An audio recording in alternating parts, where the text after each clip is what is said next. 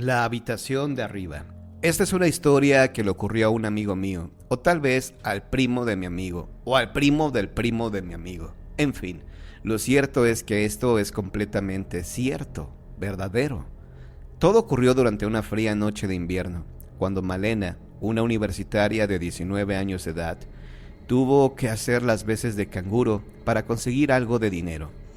La joven debía hacerse cargo de los niños de un matrimonio que vivía a 2 manzanas más abajo de su casa. Se trataba de 2 niños, uno de 4 años y el otro de 14 meses, que apenas le causarían molestias. Al dar las 10 de la noche, Malena acudió al domicilio del matrimonio donde pasaría la peor noche de toda su vida. Era una casa enorme, tenía 2 pisos y una buhardilla de esas antiguas que parecía haber salido de una película de terror. Arriba se encontraba la habitación de los niños y la de la pareja, y en la parte de abajo había un gran salón donde la joven aprovecharía para seguir con sus estudios, mientras estaba pendiente de las necesidades de los críos. A las 10:30 les puso la pijama y los subió a la habitación en la que dormían rodeados de unos grandes muñecos de peluche, que parecían tener vida propia. El tiempo comenzó a pasar lentamente y por fin llegó la medianoche. El cielo estaba completamente oscuro y una fina lluvia comenzó a golpear los cristales de la casa. Minutos más tarde, empezó a empeorar el tiempo, y lo que en un principio era una inofensiva lluvia de 4 gotas de agua, llegó a convertirse en una de las más aterradoras tormentas de los últimos tiempos.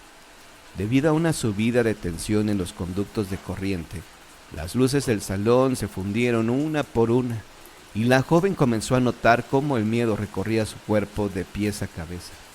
De pronto, comenzó a sonar el teléfono.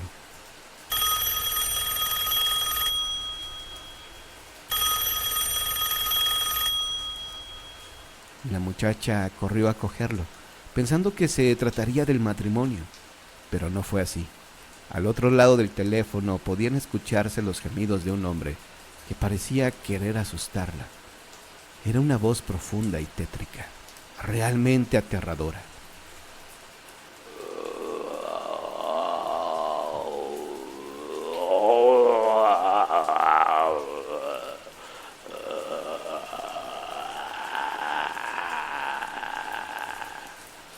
La joven apenas podía entender lo que aquel hombre decía. Era casi imposible descifrarlo.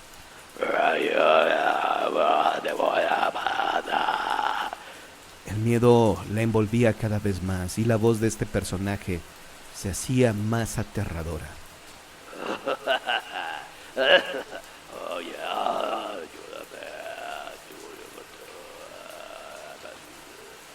La casa estaba completamente congelada. Hacía un frío espantoso. Pero, ¿de dónde procedía? Era como si alguien se hubiese dejado una ventana abierta. Pero ella ya se había asegurado de cerrarlas todas antes de acostar a los niños. El teléfono comenzó a sonar de nuevo.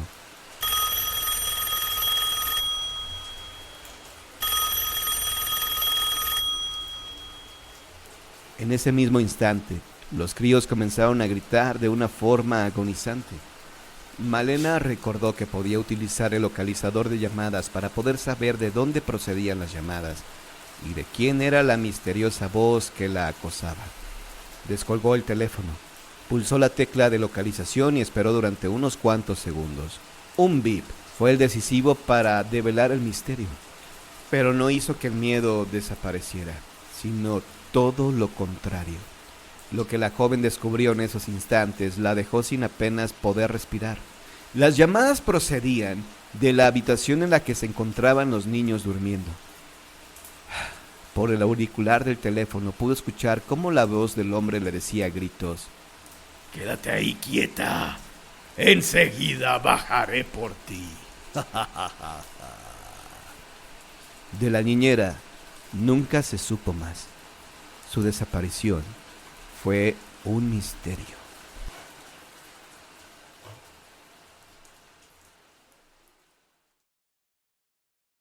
El consuelo de los muertos. Esta historia trata de una joven, hija de nobles, que una noche se fue con otras 2 amigas para dormir juntas. Esta joven vivía en un cortijo enorme, casi como un palacio. Esa noche se supone que iban a estar con su abuela, que estaba muy enferma, pero esta tuvo que marcharse al hospital dejando a las 3 muchachas solas en el cortijo. Aquella no fue una noche nada agradable.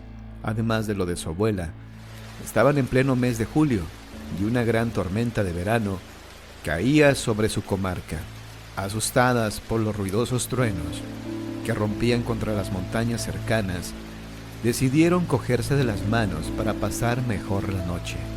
Era un dormitorio muy grande, con 3 camas cada una al lado de la otra, con una ventana a la izquierda y la puerta a la derecha. Era tan grande que dejaba un buen espacio entre ellas, pero a pesar de eso llegaron a tocarse las manos, cosa que las ayudó a pasar mejor la noche. Al día siguiente sus padres volvieron trayendo con ellos a la abuela, algo extenuada, pero mejor que la noche anterior.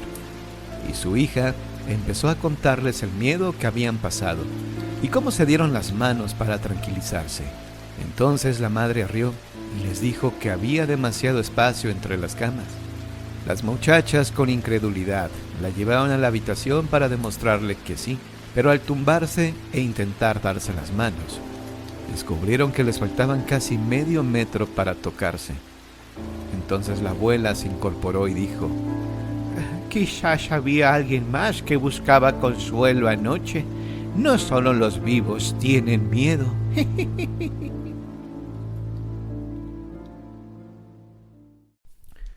¿Por qué la calle del Puente del Cuervo se llamó así? La calle de esta leyenda es la tercera de la República de Colombia. Noche a noche se posaba un cuervo en la barandilla del puente. El puente este, de una corta zancada, iba de un lado a otro del ancho zanjón que corría por atrás del colegio de San Pedro y San Pablo, de los padres jesuitas. El puente era de vastos tablones y la baranda también era tosca. El cuervo que noche a noche detenía en ella su vuelo no dejaba de cracitar mientras permanecía en el burdo antepecho.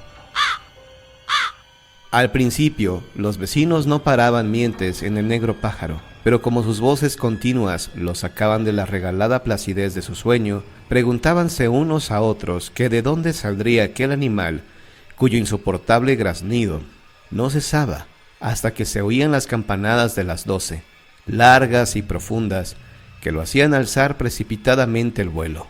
Pero a la otra noche volvía otra vez al puente el misterioso avechucho, y sus gritos constantes turbaban la dulce paz del sosegado vecindario.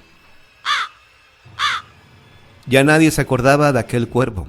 Hacía más de 2 años que lo habían visto con terror, y no pensaban que fuese el mismo cuervo, de plumaje negrísimo, que de tan negro azuleaba.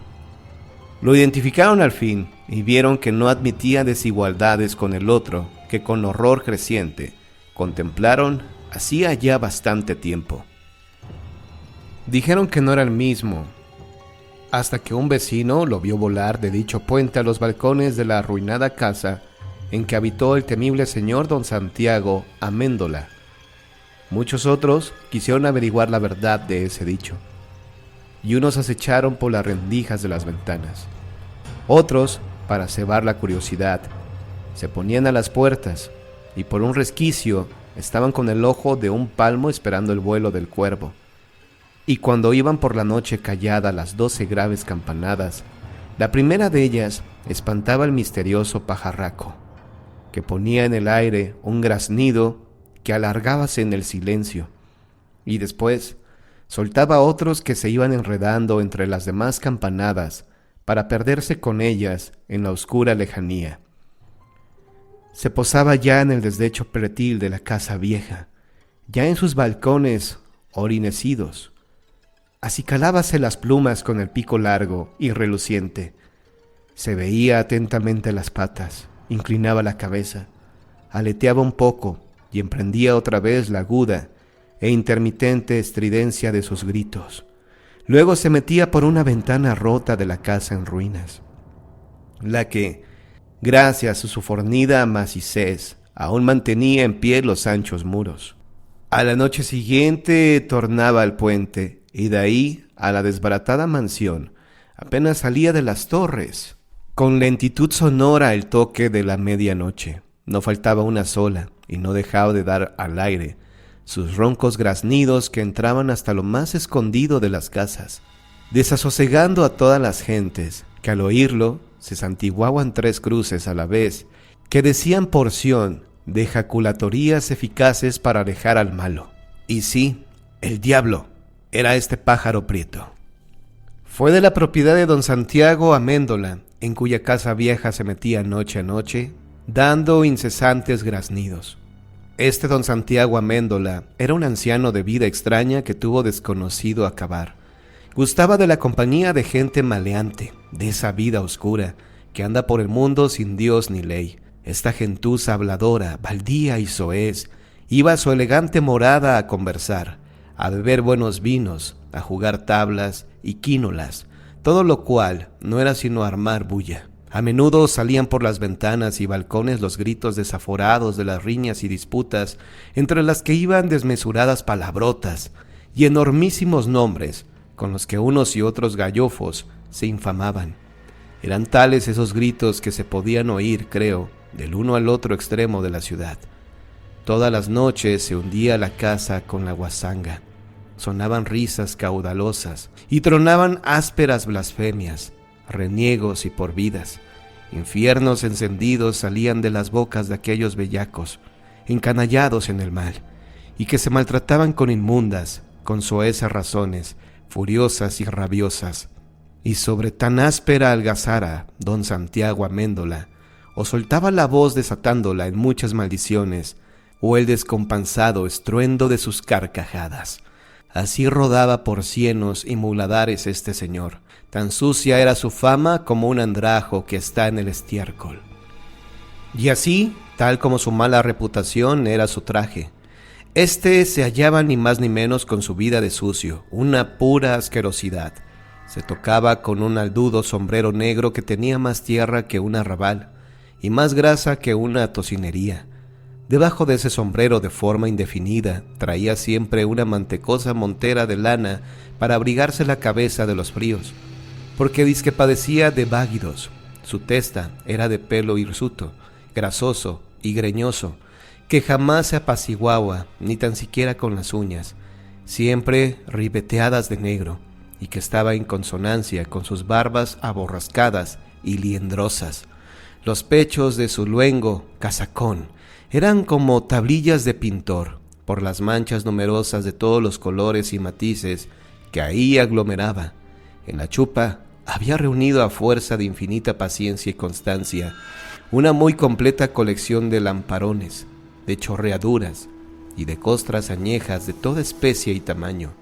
La usaba desabotonada para que tal vez se le viese la camisa, que también lucía una larga y variada serie de chorretes y salpicaduras multicolores que manifestaban bien claro de qué cosa se compuso el desayuno o la comida sabrosa, con mucha yema de huevo y mucho chile colorado, harto verde de guacamole, zapote prieto y dulce de leche.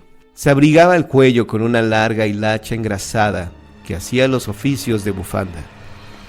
Así como se honraba del pecado y preciábase del mal, así también era su ofanía el andar sucio. Su mayor gala consistía en presentarse inmundo en todas partes para hacerse singular entre los demás. Triste cosa es blasonar de puerco. Además, como complemento de este pergeño, estaba en perpetua edentina que trascendía por toda la casa. Echaba de sí un sudor incomportable, un olor terrible que se quedaba perpetuamente en sus vestidos.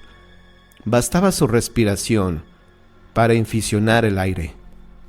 Este señor tenía en su casa un cuervo, el mismo que iba a cracitar al puente, con el cual mantenía largos ratos de conversación. Hablaba con él familiarmente como con una persona amiga a quien se le comunican los íntimos sentires del corazón y se le dan noticias de nuestros propósitos. Don Santiago lo tenía por constante confidente. Era copioso en la comunicación con el cuervo, recreábase con su presencia y el pájaro chillaba como dándole inmediatas contestaciones. A menudo don Santiago estallaba en enormes risotadas, como si las respuestas que recibía fueran graciosas, gracejantes.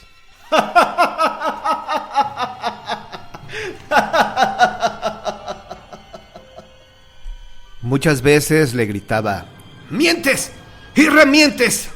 ¡Ah, sinvergonzón de mis pecados!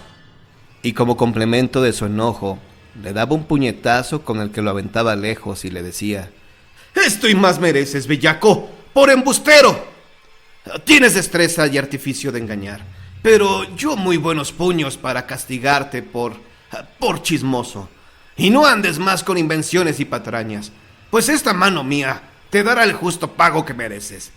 Ya sabes que la pena sigue la culpa como infalible consecuencia. En el balcón, a la vista de todos, se deleitaba en contemplado, esperando tal vez que de pronto descubrían alguna habilidad o hicieran alguna gracia, o bien mantenía con él tela de conversación, como ya se ha dicho, lo que era el asombro de la gente. Pávida se quedaba, estaba oyendo aquellos largos e insólitos monólogos del mal pergeñado señor, lo que parecía entender el cuervo como muy cabal distinción. No solo se creería que estaba percibiendo el sonido exterior de las palabras, sino también su significado y alcance. Penetraba la médula de ellas, ya inclinaba la cabeza como asistiendo o meditando, lleno de graves preocupaciones, ya la levantaba para escuchar con mejor atención y atraer ideas. Ladeábala hacia un lado o bien hacia el otro, como si mostrara duda de lo que escuchaba. Sacudía las alas para negar un concepto y enseguida gritaba, y don Santiago lo dejaba que soltara sus ásperos graznidos, y luego decía, irguiendo el índice y poniendo en su rostro solemne aire de convicción: sí, en efecto, tienes razón, mucha razón, hijo mío. O exclamaba muy paternal: no la tienes, hombre, no la tienes. Andas metido en grave error, reflexiona para que pronto salgas de él. Es una pena que pienses así. Tornaba otra vez a cracitar, y el señor lo escuchaba con tanta atención, como si estuviese llegando a sus oídos la verdad. Don Santiago Amendola atendía sin pestañear, dizque a sus razones. A veces, como si le dijera un escondido secreto, ponía la cabeza junto a él para oír mejor y no perderse sílaba de su discurso, y hacía muy grandes aspavientos, como si no diera ningún crédito a lo que le confería tan misteriosamente. Otras ocasiones lo acometía un gran tropel de carcajadas, y casi no se podía tener de risa. Estaba bañado de extraordinario gusto por lo que escuchaba, que no parecía ser sino muy gracioso, mientras que el pajarraco abría y cerraba los ojos, que eran como movibles cuentas mojadas. Se divulgaba por dondequiera con gran admiración estas extrañas pláticas. A la gente las dejaba del todo absortas con tales coloquios. Aquello era infalible e incomprensible. Bien ayuno y a oscuras estaba todo el mundo de eso, pero no era sino puras representaciones de embustes y embaimientos. Tenía don Santiago al barrio entero en infusión de embelecos. Muy a menudo el cuervo se posaba en su hombro y le metía el pico en la oreja, dizque para revelarle secretos, esos secretos que Dios tiene reservados para sí. De esta manera y por medio de este cuervo, decía don Santiago, le arrojaba al Señor sus inspiraciones e ilustraciones en el entendimiento y voluntad, marañas, artificios y trampantojos. No había más que burla y engaño. A todo el mundo lo traía embaucado y fuera de sí el mugriento caballero. El diablo le llamaba al cuervo, y si alguno de los pelafustanes, sus amigos, le decía algo en burlas o en enojo, se le encendía la rabia a don Santiago, y en el acto descargaba en él su ira con golpes. Pero si por el contrario alguien le alababa al pájaro, mostraba blandura y halago, no sabía fiestas qué hacerle. El nombre del diablo sonaba con dulce amor a todas horas en la maldita casa de don Santiago Amendola. Si algo rompían o estropeaban los criados por el descuido torpe de sus manos u ocasionaban algún otro desperfecto, los frecuentadores de la casa, con achacarle el estropicio al diablo, no solo se salía el coraje de don Santiago, sino que mostraba un increíble contento. Si lo hizo el diablo, está bien hecho. decía, y con mano cariñosa y leve le alisaba el negrísimo plumaje y le ponía apasionados besos en el pico. De pronto desaparecieron don Santiago Amendola y su cuervo. Los criados no vieron salir al amo, menos saber dónde paraba. Hizo la ida del humo don Santiago. Sus groseros amigachos lo buscaron por toda la ciudad por la cuenta que les tenía hallado, y por ninguna parte lo encontraron, ni en los más secretos hostugos, a los que asomaban sus ojos indagadores, no parecía sino que súbitamente se lo tragó la tierra. Todos se desesperaban por no dar con él. Había una pequeña habitación en la casa que de continuo estaba cerrada. La llave la traía siempre don Santiago encajada en la pretina, sin fiarla a nadie. Se barruntó un día que ahí pudiera estar morado consigo a solas, en busca del oscuro y lóbrego, pero con pan y otros manjares en aquel escondrijo. Derribaron la puerta, y a la luz que bajaba de una alta claraboya tupida de rejas, vieron que no había ni un solo mueble, ni una colgadura, ni nada, fuera de sucias estrazas e hilarachas. Las paredes estaban tendidas de cal y en el piso, ensolado con grandes baldosas húmedas, se hallaba un gran Cristo de madera enclavado en una cruz chapada de carey, con afiligranas, cantoneras de plata. A un lado unos recios azotes de varios ramales y plumas, muchas plumas negras. Se conjeturó desde luego que éstas eran del maldito cuervo, y con razones congruentes y verosímiles se dedujo al punto que con aquellas cuerdas ásperas don Santiago azotaba el crucifijo, y hasta se creyó ver sangre en las baldosas y en el carey de la cruz. Unos clérigos sapientísimos dijeron que esta conjetura no era engañosa. Mucho que pensar tuvo la desaparición de aquel mugriento señor. Se erizaba los cabellos al fijar la atención en este suceso, pues todos estaban amedrentados y espantados. No había un solo corazón en que no hubiese entrado el miedo. La casa se quedó sola y se fue empeorando y cayendo. Se decía que por las noches una trémula luz azul se veía andar lentamente. Salía por las cuarteduras y alargase por las claraboyas temblorosas, larga y fina, y que lanzaba rayos de siniestra claridad. Lo que sí fue notorio y manifiesto es que el cuervo volvió a la casa en ruinas pasados cosas de 2 años. Salía de ella boca de noche y se iba a posar a la baranda de la vieja puente a esparcir graznidos, y donde los espantaba la primera de las campanadas de las 12. Y de donde lo espantaba la primera de las campanadas de las 12, viendo aquel extraño pájaro que aseguraban todos que tornaba del infierno, las buenas y pacatas gentes decían oraciones, mientras que formaban sobre sí la señal de la Santa Cruz.